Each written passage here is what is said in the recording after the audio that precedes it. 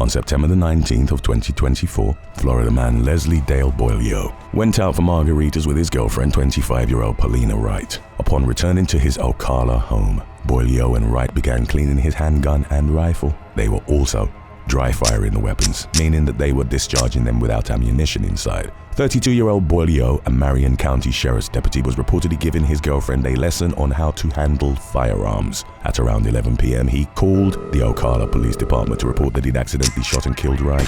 When officers arrived at the scene, Boileau told them, "I know this looks really bad," added, "I told her I did not want this to happen. I did not want to train her in the effing house like this." Wright was found dead from a gunshot wound to the forehead and with a 9mm handgun in her lap. Boileau explained that as they were cleaning the guns, he grabbed the rifle and dry fired it one time. When he pulled the trigger the second time, the deputy had forgotten that he'd placed a loaded magazine in the rifle. He shot a live round at Boileau's head, killing her. The man was arrested for manslaughter and promptly terminated from his position with the sheriff's office, which he'd held for 8 years. Sheriff Billy Woods told the media, "We are heartbroken for the family and friends of the victim. Tens of thousands of law enforcement officers do their job commendably every day, but unfortunately the tragic actions of just one are felt through the entire enforcement community." Number 8. Hannah Cobb. Hannah Cobb and her boyfriend, Telvin Osborne, went out clubbing in the area of Augusta, Georgia, in February of 2025. The couple had reportedly been drinking, and they returned to 25-year-old Cobb's Keysville home in the early hours of February the 23rd. Cobb placed a 911 call shortly thereafter, telling the dispatcher that her 9mm gun had discharged while she was cleaning or clearing it, and that she'd shot her boyfriend. Officers rushed to the address and found Cobb as she was applying pressure to a gunshot wound to his chest. The woman said that she had a nightly gun cleaning routine and that she thought the safety was on when she pulled the trigger. Osborne was subsequently pronounced dead at a local hospital. Burke County investigators determined that alcohol had fueled the incident and the shooting wasn't classified as an accident. Cobb was arrested on a felony charge of involuntary manslaughter, and further details emerged during her March hearing. By multiple accounts, Cobb and 30-year-old Osborne had a chaotic relationship that occasionally featured instances of physical and emotional abuse. On the night of the shooting, they had argued about Osborne talking to other women.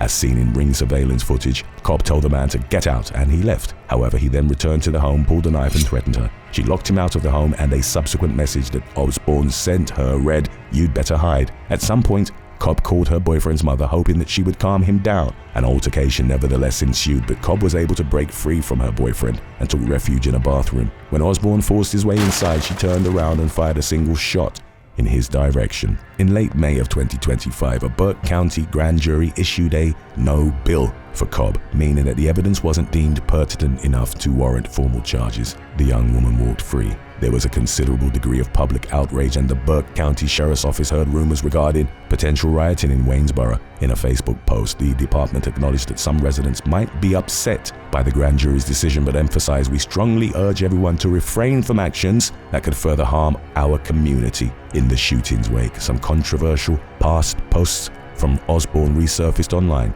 In them, the man praised white women while denigrating black women. In one crass post, Osborne wrote that he would rather be intimate with a dog than with a black woman, and punctuated the remark by writing, "It gotta be a white dog though." He tagged other posts praising his love of white girls with #Team White Girls and #Team Snow Bunnies. One photo, which showed him and Cobb next to a Ford pickup truck, was captioned, "Thankful for this little blonde blessing of mine's." Osborne's posts generated considerable attention, and a number of users condemned his views as internalized racism. One user urged black women to withhold sympathy for his demise, while others found it ironic that his death had come at the hands of a member of the demographic he'd exalted. Number 7. Carlie Frizzell. At around 10:30 p.m. on October the 2nd of 2024, a 911 call was placed from a home in the 500 block of South Eureka Avenue after teenager Carlie Frizzell suffered a critical gunshot wound to the stomach. The caller was Frizzell's boyfriend, whose identity wasn't disclosed. He frantically told the operator, "The gun went off. I don't know what happened," and urged first responders to hurry. Paramedics rushed Frizzell to Ohio Health Grant Hospital, where she succumbed to the gunshot wound. Frizzell was survived by a daughter, Edelen, who was nearly 2 years old at the time of her death. Preliminary reports indicated that the boyfriend was cleaning a gun, which he thought was unloaded.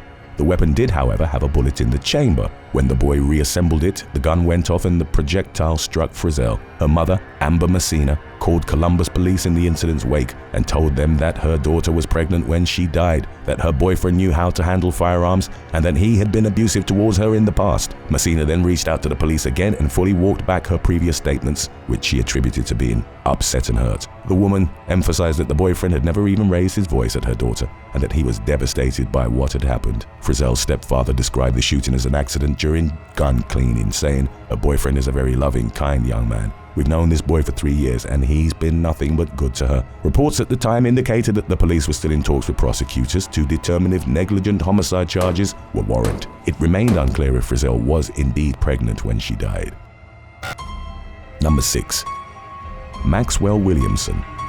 Shortly before midnight on September the 25th of 2021, Maxwell Williamson was cleaning his gun while at his ground floor apartment in Duluth, Georgia. As the 22-year-old was handling the weapon, it went off and a bullet pierced through the shared apartment wall. Williamson didn't alert the authorities. He left a note on his neighbor's door, apologizing for any damage the bullet had caused, before leaving the scene. Williamson would later learn that the projectile went through the wall and struck his neighbor, Carlie Frizzell, as she was sleeping in her bed. The 36-year-old was shot in the head and died instantly. Her body was found by her teenage son, Andre, who alerted the authorities. He would later be quoted as saying, "I just don't get it. I don't understand. She don't bother nobody. My mama didn't do nothing." They had moved to Gwinnett County 2 years prior from Houston, Texas. Foley, who loved once described as a go-getter, was an actress who'd appeared in nearly a dozen movies and TV shows, including The Friend Zone, Behind Closed Doors, and Slice of Cake. She'd relocated to the Atlanta area to further develop her career. Williamson was arrested and held without bond on charges of involuntary manslaughter and reckless conduct,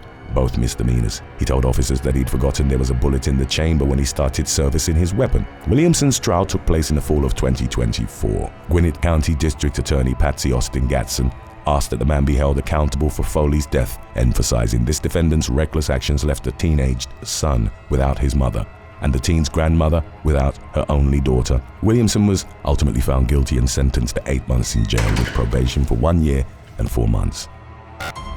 Number 5. Simeon Hendrickson.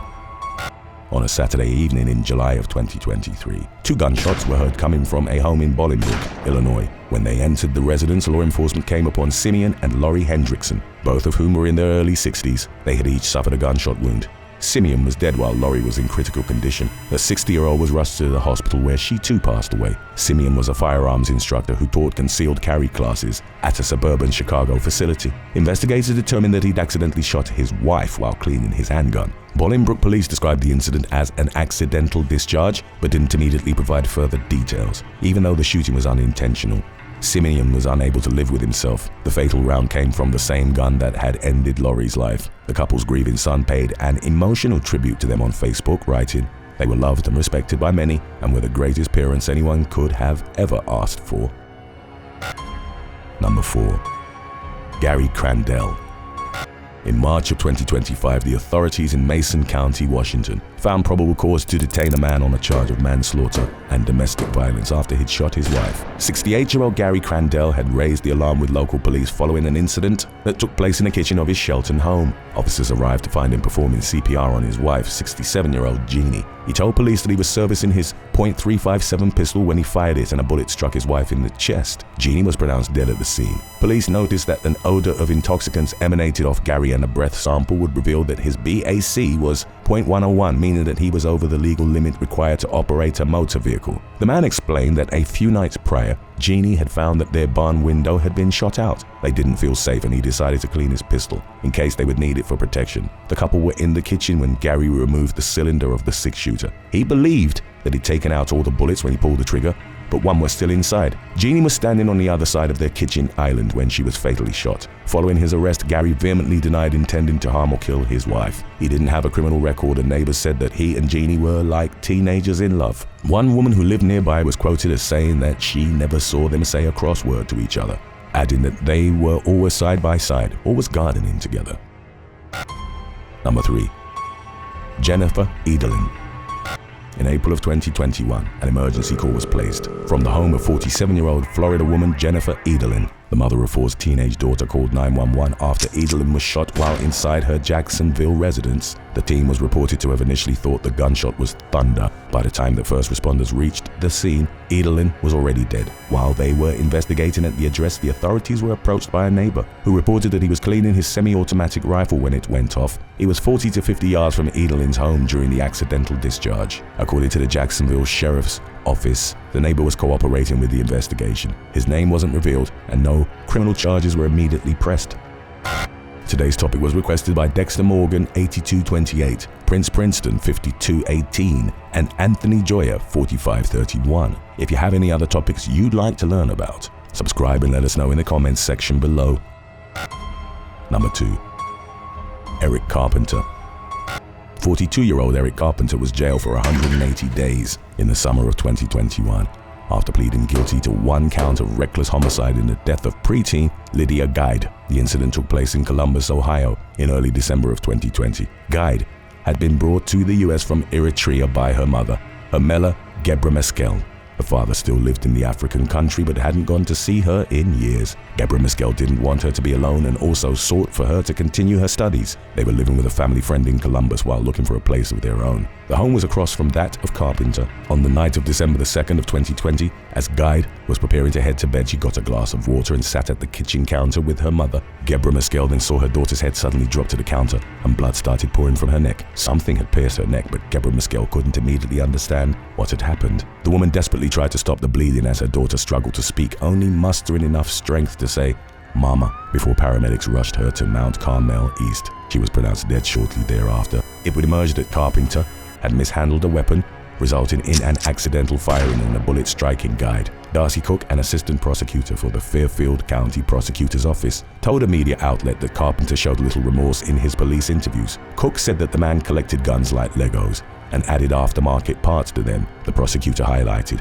"I believe in everyone's Second Amendment rights, but that right needs to be exercised responsibly," before pointing that Carpenter had failed to do so. During an interview with Columbus detectives, the man said that he routinely dry-fired weapons in his apartment while pointing them at the knob or keyhole of his front door to practice in case of a home invasion. He admitted that he'd practiced in a similar manner on the night in question and reflexively pulled the trigger without having checked if the gun was loaded beforehand. Before the judge handed the sentence, Carpenter apologized to Guide's family. In addition to the 180-day custodial sentence, he was given 5 years of community control with GPS monitoring and a ban on firearm possession and 500 hours of community service. Number 1. Joshua Morgan.